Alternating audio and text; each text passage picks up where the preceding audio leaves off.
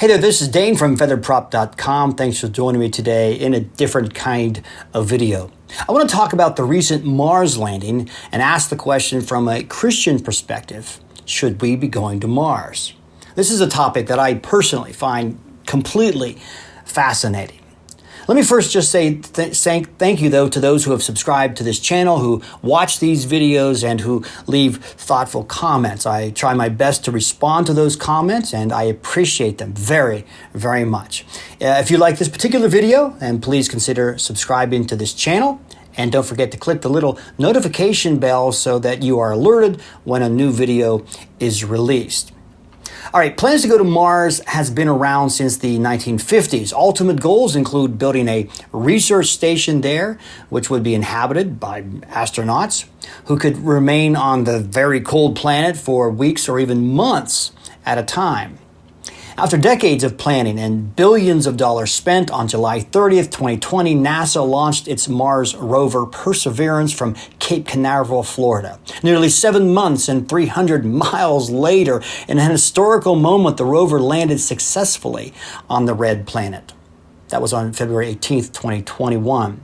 The rover will explore Mars for the next several months, relaying vital information about its makeup and history while exploring the possibilities of life ever having lived there.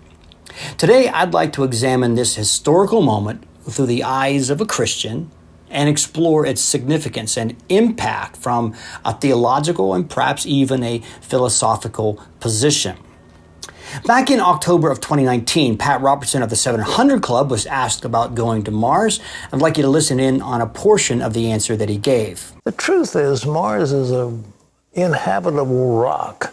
The other planets are a bunch of rocks. We're living in the most beautiful planet of all the planets. It's a special place as a habitation for human beings, and I don't know why anybody would want to leave this to go to some hunk of rock out in the stars.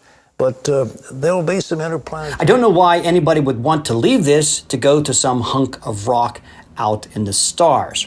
Now, I think Pat's thoughts probably reflect a lot of people's attitudes.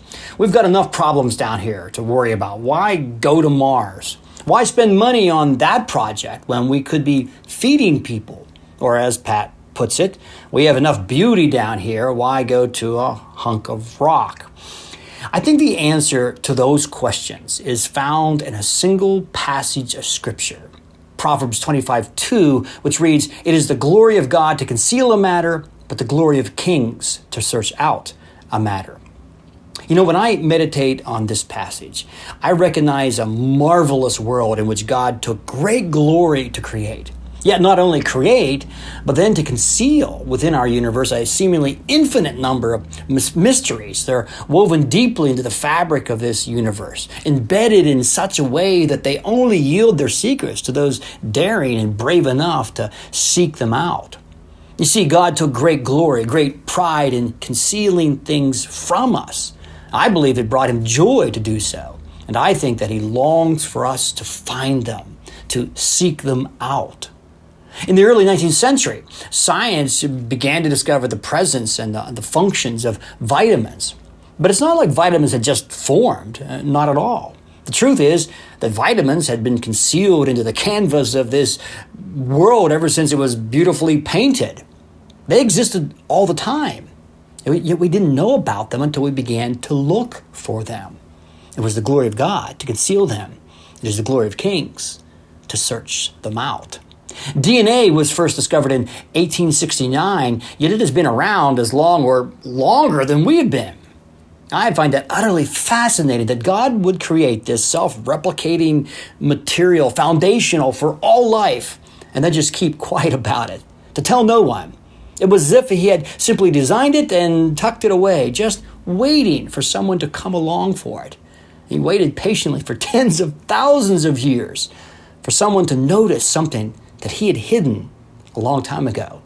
And I believe that when we discover something that God has hidden, that he is glorified and that it brings him great joy that we found it. It's kind of like a parent hiding an Easter egg in plain sight in the yard and then squealing with delight when their toddler happens upon it. It is the glory of God to conceal it, the glory of kings to find it out. But this is not just about how God has created the world. It's also about how he's created us. You see, I think that among other things, God has created us to be explorers. I believe that he's given us a natural curiosity of the world in which we find ourselves, a natural curiosity that can only be satisfied by exploring. By his design, we want to know about this world, from planets spinning in the outer space to the molecular structure of atoms to what ingredients in a cake work best. God has made us curious. We want to know things, and this universe is ripe for exploration.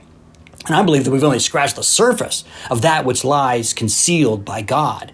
We've only begun to understand the depth of the mysteries that he has laid hidden, mysteries that he has carefully concealed into mathematical formulas, embedded into biological particles, secreted on ocean floors, or entombed on rocky planets like Mars. Now, I recognize that sometimes there are pressing human needs that should take precedent over exploration. But to discourage it would be to discourage something of the very character and nature of God. It would be to discourage something that not only brings us joy, but I believe brings joy to God as well.